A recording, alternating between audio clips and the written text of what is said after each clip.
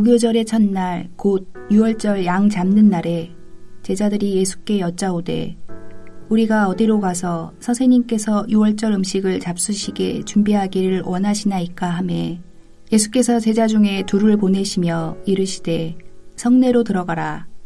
그리하면 물 한 동이를 가지고 가는 사람을 만나리니 그를 따라가서 어디든지 그가 들어가는 그 집 주인에게 이르되 선생님의 말씀이 내가 내 제자들과 함께 유월절 음식을 먹을 나의 객실이 어디 있느냐 하시더라 하라. 그리하면 자리를 펴고 준비한 큰 다락방을 보이리니 거기서 우리를 위하여 준비하라 하시니 제자들이 나가 성내로 들어가서 예수께서 하시던 말씀대로 만나 유월절 음식을 준비하니라. 저물매 그 12를 데리시고 가서 다 앉아 먹을 때에 예수께서 이르시되 내가 진실로 너희에게 이르노니 너희 중에 한 사람 곧 나와 함께 먹는 자가 나를 팔리라 하신대. 그들이 근심하며 하나씩 하나씩 나는 아니지요 하고 말하기 시작하니 그들에게 이르시되 12 중에 하나 곧 나와 함께 그릇에 손을 넣는 자니라. 인자는 자기에 대하여 기록된 대로 가거니와 인자를 파는 그 사람에게는 화가 있으리로다. 그 사람은 차라리 나지 아니하였더라면 자기에게 좋을 뻔하였느니라 하시니라. 우리는 종종 하나님의 뜻을 상황에서 찾을 때가 많습니다. 어떤 일을 할 때 그 일들이 잘 풀리고 성공적으로 진행되면 그것을 마치 나에게 허락하신 하나님의 뜻으로 여깁니다. 이와 반대로 하는 일마다 애를 먹고 여러 가지 반대를 만나면 하나님이 그 일을 하지 말도록 막으시는 것으로 간주합니다. 과연 그럴까요? 우리가 하나님의 뜻을 상황에 형통하면서 찾는 일은 사실 매우 위험할 뿐만 아니라 정반대인 경우도 허다합니다. 오늘 본문도 그것을 보여주고 있습니다. 무교절 첫날의 제자들은 예수님에게 유월절 음식을 먹을 장소를 어디에서 준비할지 묻습니다. 예수님과 제자들은 베다니에서 머물고 있었기에 유월절 만찬을 먹으려면 예루살렘 성 안에서 먹어야 했습니다. 그러나 유월절을 지키기 위해 여러 지역에 오는 수많은 예배자들로 인해 성 안에서 만찬을 가질 만한 큰 장소를 마련하는 일은 결코 쉽지가 않았습니다. 예수님은 제자 중에 2 사람을 보내시면서 성 안에 들어가면 물동이를 맨 사람을 만날 것인데 그 사람을 따라가서 예수님이 말씀하신 객실이 어디인지 물으면 준비된 큰 다락방을 기꺼이 내어줄 것이라고 말씀합니다. 예수님은 제자들도 모르게 유월절 만찬을 미리 준비해 놓으신 것입니다. 예수님은 자신이 유월절 어린 양이 되어 죽으실 것을 알고 계셨기에 제자들과 유월절 마지막 만찬을 가지기를 원하셨던 것입니다. 그런데 제자들도 모르게 준비하셨다는 것은 아마도 유대 종교 지도자들이 호시탐탐 노리고 있었기에 몰래 하셨을 가능성이 있습니다. 어쨌든 먼저 간 제자들이 유월절 음식을 준비하자 저녁에 예수님과 제자들이 도착하여 준비된 방으로 들어갑니다. 제자들과 다 함께 앉아서 식사를 하고 계실 때 예수님은 제자들 중에 한 사람이 자신을 배신할 것이라고 말씀합니다. 예수님의 말씀에 제자들은 저마다 나는 절대 아니지요 라고 예수님에게 묻습니다. 너는 아니다 라는 대답을 기대하면서 불안과 근심 가운데 물은 것입니다. 이때 유다는 자신이 배신할 것을 예수님이 눈치챘다는 것을 알았을 것입니다. 그런데도 그는 모른 체하며 그 자리를 지킵니다. 예수님은 자신이 죽는 것은 성경의 예언을 이루는 일이 되지만 그러나 예수님을 파는 제자에게는 화가 있을 것이라고 말씀합니다. 그런데 여기서 우리는 이런 가룟 유다를 볼 때 왜 예수님이 유다를 적극적으로 말리고 돌아서도록 고민하지 않았을까? 그가 그런 배신을 하도록 왜 내버려 두었을까? 라는 생각이 들 수 있습니다. 사실 예수님은 만찬 과정에서 유다의 배신을 이미 알고 있었음을 일부러 알려주고 있습니다. 들켰으니 이제라도 돌아설 수 있도록 배려를 한 것입니다. 나와 함께 손을 그릇에 넣는 자가 자신을 팔 사람이라고 구체적으로 알려주셨으며, 마태복음에서 보듯 가룟 유다도 나는 아니죠 라고 물을 때 예수님은 내가 말하였도다 라고 하시면서 가룟 유다가 배신할 자임을 분명히 알려주셨습니다. 그리고 예수님이 자신을 배신할 자에 대하여 가룟 유다의 이름을 구체적으로 말하지 않은 것 역시 그가 제자들로부터 망신을 당하지 않도록 하시고자 함이었습니다. 심지어 자신을 파는 자에게 화가 있을 것이라는 말씀 역시 그에게 저주하는 말이 아니라 죄를 짓지 말라는 예수님의 사전 경고였습니다. 그럼에도 불구하고 가룟 유다는 모른 채 하고 있다가 나중에 예수님을 넘겨주기 위해 자리를 떠납니다. 예수님이 그를 버리신 것이 아니라 그가 예수님을 버린 것입니다. 이처럼 우리가 대제사장들과 서기관들에게 일어난 일들을 보면 전부 어떻게 보입니까?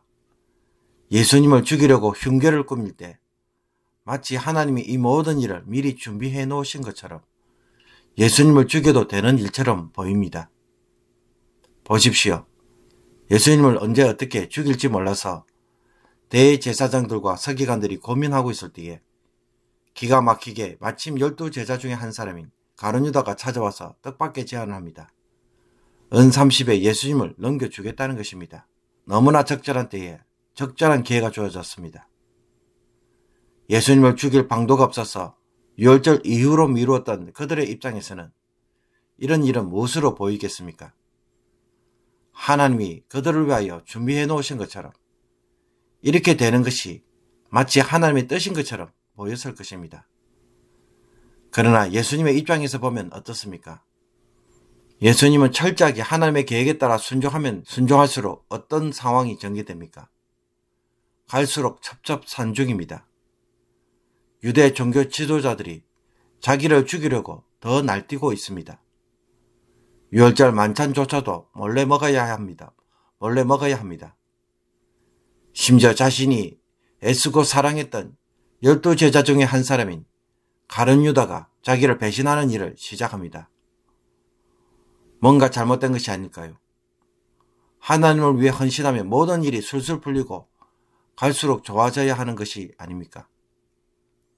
그러나 우리의 생각과 달리 예수님은 하나님의 뜻을 상황에서 찾지 않습니다. 하나님의 뜻을 이루기 위해서는 도리어 반대와 고난을 받을 수밖에 없다는 것을 알고 주도적으로 선택하며 순종합니다. 종교 지도자들의 음모에 휩쓸려 다니며 어쩔 수 없이 죽으시는 것이 아니라 자기 스스로가 유월절 어린 양이 되시고자 만찬을 준비합니다. 가룟 유다에 대해서도 마찬가지입니다. 예수님은 유다의 배신을 이미 알고 있었습니다. 이것은 예수님이 사전에 이 모든 것을 얼마든지 통제하고 피할 수 있었음을 보여줍니다. 그런데도 주님은 이 일을 막지 않으셨습니다. 우리는 덜 아프기 위해 하나라도 고통을 줄이려고 하지만 주님은 그 일을 받아들이면서 도리어 하나님의 뜻을 이루는 일로 사용합니다. 그러므로 나의 삶 주변에서 일어나는 일들을 가지고 하나님의 뜻을 찾게 되면 우리는 하나님의 뜻을 얼마든지 오해할 수 있으며 심지어 정반대로 해석할 수 있습니다. 악한 일도 얼마든지 형통하게 진행될 수 있고 선한 일도 얼마든지 실패처럼 하나님이 막으시는 것처럼 보일 수도 있습니다. 우리가 이런 식으로 하나님의 뜻을 찾다 보니 신앙생활을 하다가 어려운 일이나 힘든 일을 만나면 어떤 생각부터 납니까? 하나님의 뜻이 아니라고 판단해서 어떻게 해서든지 빠져나가는 것에만 온통 신경을 씁니다. 힘드니까 도망가려 하고 하나님의 뜻이 아니니까 더 이상 고난을 받을 이유가 하나도 없다는 것입니다. 그러나 오늘 말씀을 묵상하면서 지금 내가 직면하는 문제들에 대하여 부정적으로만 바라보지 않기를 바랍니다. 예수님의 입장에서는 하나님의 뜻이 이루어지기 위해 필연적으로 대적하는 자들과 충돌, 갈등, 실패로 보이는 일들이 계속해서 일어날 수밖에 없습니다. 일방적으로 당하는 일들이 수두룩합니다. 그렇다고 해서 이 모든 일들이 실패이고 하나님의 뜻과 상관없이 일어나는 일들이겠습니까? 이건 역시 하나님의 뜻을 이루어가는 일들 중에 하나임을 오늘 꼭 볼 수 있기를 원합니다. 문제를 문제로 보는 것이 아니라 무조건 피할 일이 아니라 이건 역시 하나님의 뜻을 어떻게 이루어가는지 오늘 배울 수 있기를 원합니다.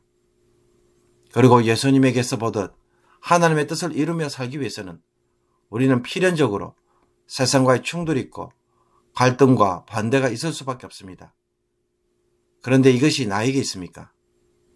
이것이 없다면 나는 하나님의 뜻대로 살아가는 것이 아니라 세상의 뜻대로 살아가고 있다는 증거가 도리어 되지 않을까요? 예수님의 순종이 종교 지도자들의 강한 반대와 핍박을 가져온 것처럼 순종은 대적하는 자들과의 충돌을 가져옵니다.